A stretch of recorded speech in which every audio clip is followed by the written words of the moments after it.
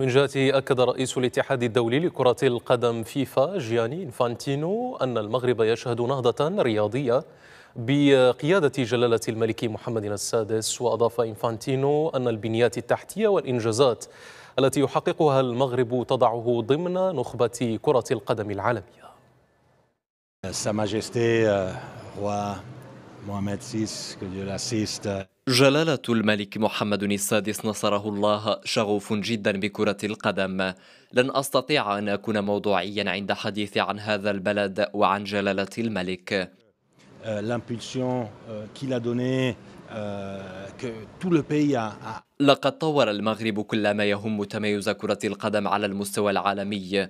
وبالمناسبة أهنئ المغرب على تنظيمه المحكم لكأس الأمم الإفريقية إناث، كما أهنئ المنتخب المغربي النسوي على النتائج المتميزة التي حققها. سنتابع مستقبل